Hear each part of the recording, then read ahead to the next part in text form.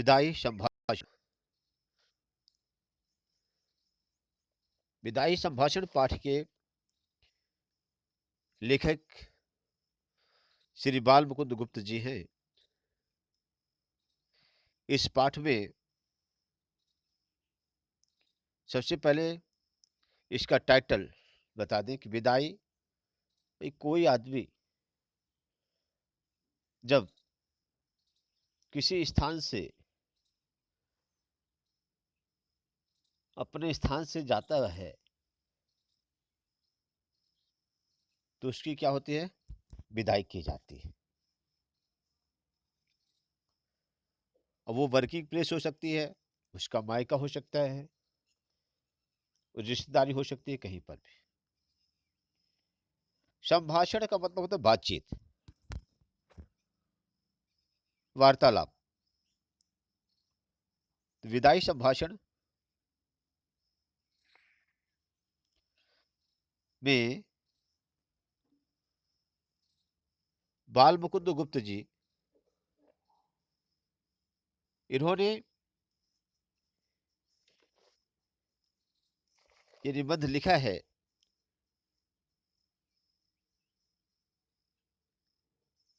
ये व्यंग्यात्मक निबंध है। इसमें ब्रिटिश वायसराय लॉर्ड कर्जन का इंग्लैंड वापसी होने पर व्यंग किया गया है। लॉर्ड कर्जन भारत विरोधी काम करने के लिए प्रसिद्ध थे और इन्हें भारत विरोधी काम करने के लिए लज्जित किया गया है। इसमें पाठ का सारांश कुछ इस प्रकार है। राइटर सबसे पहले लिखते हैं कि विदाई का करुणा करुणापूर्ण क्षण जो होता है उस पर चर्चा करते हैं।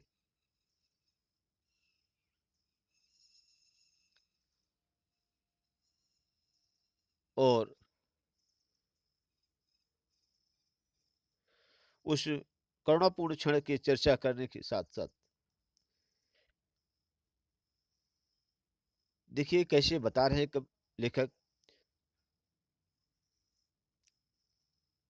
लेखक लॉर्ड कर्जन को संबोधित करके कहते हैं कि आप भारत में स्थायी रूप से वायसराय बनना चाहते थे, लेकिन आपके शासन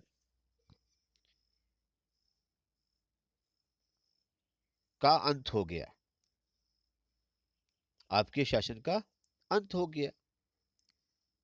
इससे स्पष्ट है कि ईश्वर इच्छा आपसे बड़ी है। आपके दोबारा भारत आने पर भारतवासी खुश नहीं थे। वे हमेशा आपके जाने की प्रतीक्षा किया करते थे, परंतु आज आपके जाने पर मन में करुणा जाग रही है। सचमुच विदाई का समय करुणा उत्पन्न करने वाला होता है। भारत में तो पशु पक्षी तक विदाई का दर्द महसूस करते हैं। शिव शंभू के पास दो गायें थी, दोनों आपस में लड़ती रहती थी, किंतु उनमें से एक बलशाली थी, एक सीधी सादी दुबली पतली। शिव शंभू दुबली पतली गाय को कुछ भी खाने पीने को दे तो जो मोटी तगड़ी थी उसे सब खा जाती थी, उसे मारती भी थी। आखिरकार एक दिन शिव शंभू ने यह डिसाइड किया कि जो बलशाली मजबूत गाय थी उसको वहां से घर से किसी दूसरे को दे दिया या बेच दिया, जो जैसा भी किया हो। तो कमजोर जो गाय थी उसे बिछड़ने का दर्द हुआ और उसने उस दिन चारा भूसा कुछ भी नहीं खाया, चुपचाप खड़ी रह गई। तो माई लॉर्ड, जिस देश में पशु ऐसे हैं तो वहां के मनुष्य विदाई का कितना दुख मानते होंगे, अब आप ही समझिए। दूसरी बात थी शासन का दुखद अंत।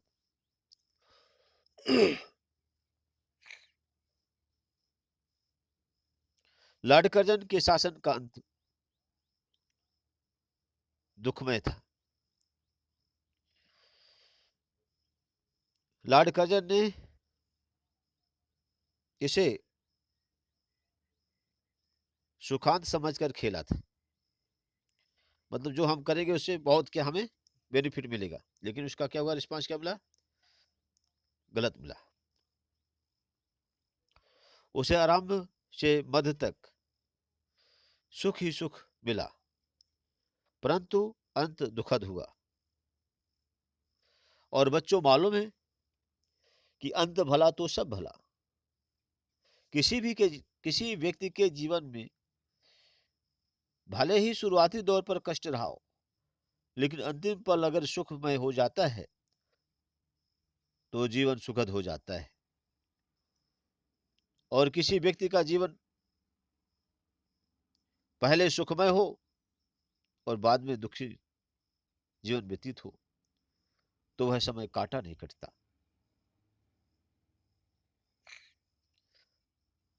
तो यहां पर बाल मुकुंद गुप्त जी ने यह बताने का प्रयास किया है कि आपका शुरुआत और मध्य तो अच्छा था, लेकिन आपका अंत बहुत बुरा। तो अंत भला तो सब भला और अंत बुरा तो सब बुरा। वास्तव में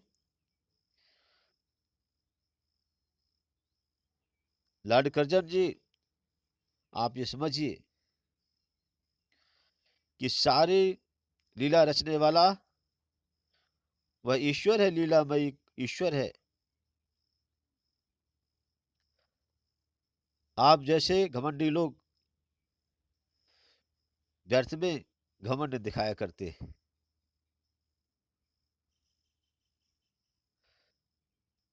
दूसरी बार भारत में आने पर लॉर्ड कर्जन ने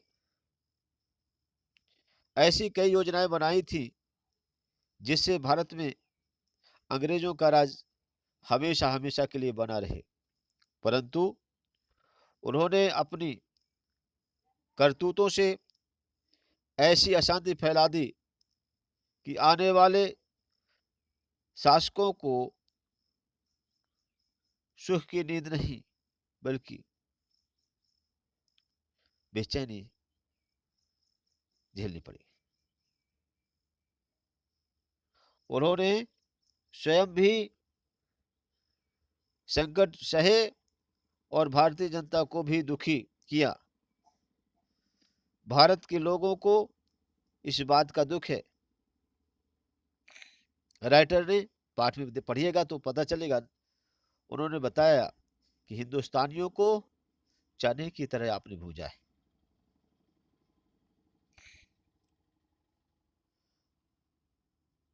इसके बाद लॉर्ड कर्जन की शान शौकत को बताते हुए राइटर ने बताया है कि भारत में लॉर्ड कर्जन की शान सबसे ऊपर थी।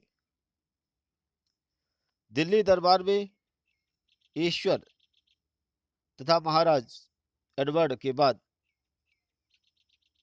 उनका सर्वोच्च स्थान था। उनकी कुर्सी सोने की थी। जुलूस में उनका हाथी सबसे ऊंचा और आगे रहता था, परंतु इतनी शान के बावजूद उन्हें ब्रिटेन के एक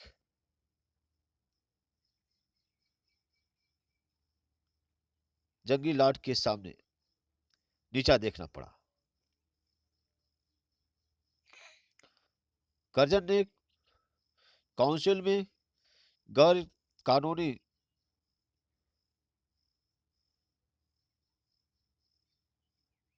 पास करके तथा कन्वोकेशन में अनुचित भाषण दे करके अपनी धीरता गंभीरता का दिवाला निकाल दिया। उधर विलायत में उन्होंने इस्तीफा देने की धमकी दे डाली, जिसे स्वीकार कर लिया गया। भारत में उनके इशारे पर ही हकीमों को नाचना पड़ता था। उन्हीं के इशारों पर देश की शिक्षा और स्वाधीनता नष्ट हो गई। उन्होंने ही बंगाल का विभाजन कराया, उसकी योजना बनाई, उनके अपने ही। लेकिन देखिए समय कैसा होता है कि हिंदुस्तान के लॉर्ड होने के बाद में भी एक फौजी अफसर को उनके कहने पर नियुक्त न करने हो सका।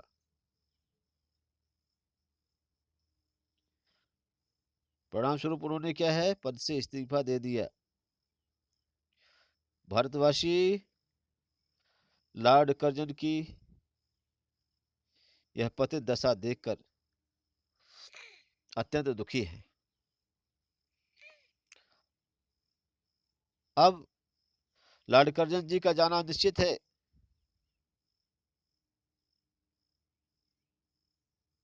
और अब वो इस समय को कैसे काट रहे होंगे ये तो वही जानते होंगे। अब इस कौन सा समय की बात है? देखिए, जब कोई व्यक्ति इस्तीफा देता है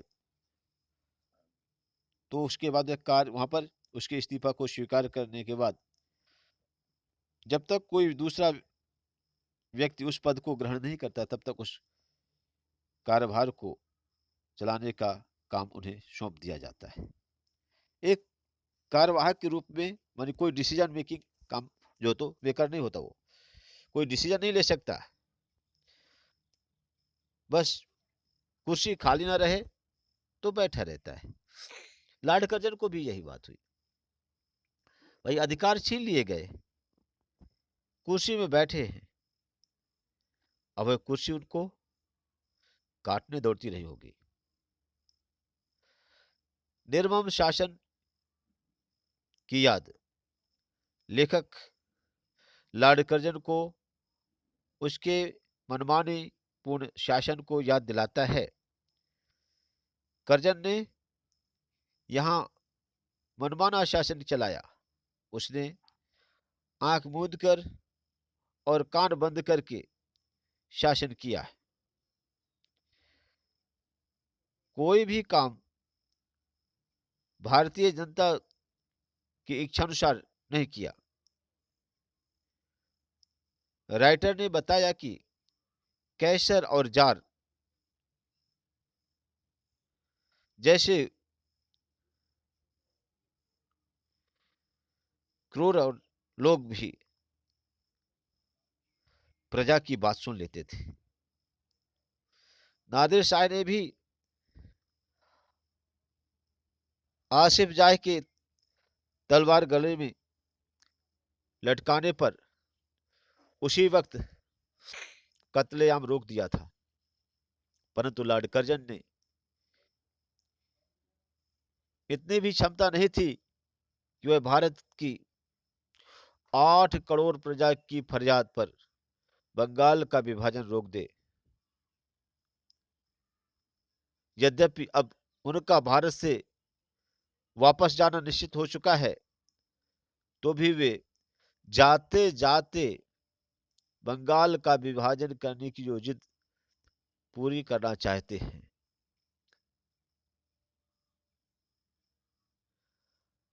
अब बताइए भारत की जनता कहां जाकर के अपना दुखड़ा रोए?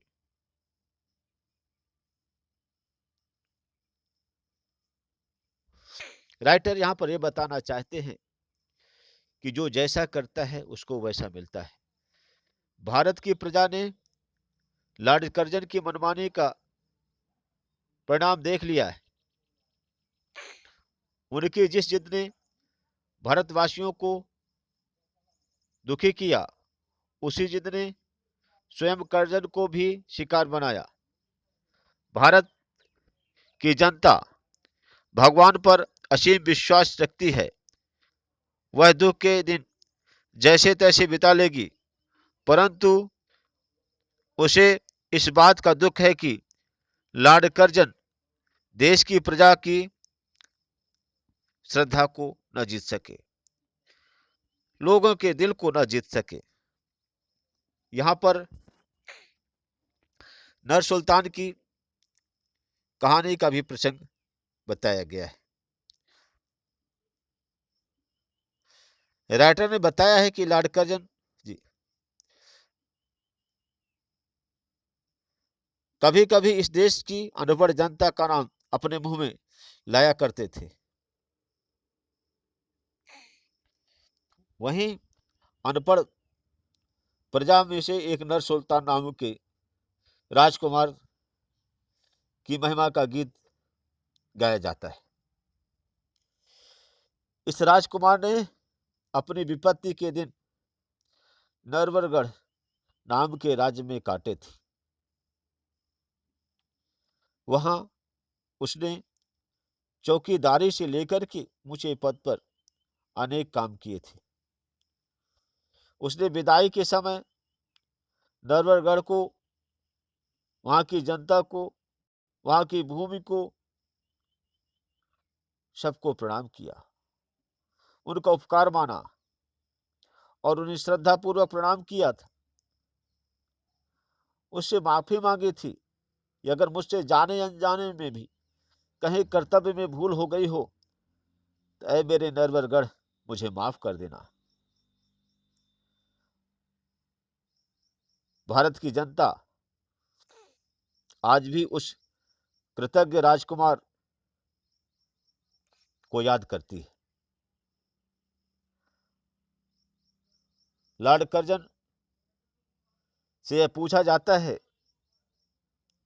राइटर कहते हैं कि क्या आप भी उस नर सुल्तान की तरह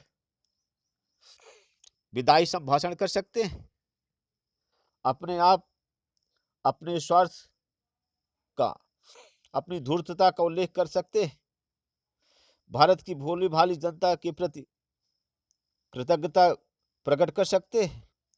क्या आप भारत के प्राचीन गौरव और यश को फिर से जागने की कामना प्रकट कर सकते हैं? क्या आपने जो हिंदुस्तानियों के साथ में जो जुल्म ढाए हैं उस पर खेद प्रकट कर सकते हैं? लेखक को विश्वास है कि यदि कर्जन ने ऐसा किया तो यहाँ की जनता उनकी गलतियों को भी क्षमा कर देगी। परंतु लेखक को यह भी विश्वास है कि लॉर्ड कर्जन में इतनी उदारता है ही नहीं, वो ऐसा कर ही नहीं सकते क्योंकि उनमें ऐसे संस्कार ही नहीं पड़े। तो बच्चों, इस तरीके से ये पूरा लेसन की समरी हुई। बाल मुकुंद गुप्त का जन्म तो आप लोगों को मालूम है 1865 में रोहतक हरियाणा में हुआ था। इनकी मृत्यु 1907 में हुई थी। मुख्य रचना इनकी शिव शंभु के चिट्ठे, चिट्ठे और खत, खेल तमाशा है। बच्चों, इस तरीके से ये लेसन पूरा होता है। आगे इसकी रीडिंग करेंगे। आप लोग इस पाठ को पढ़कर आइए। थैंक्स। ओके।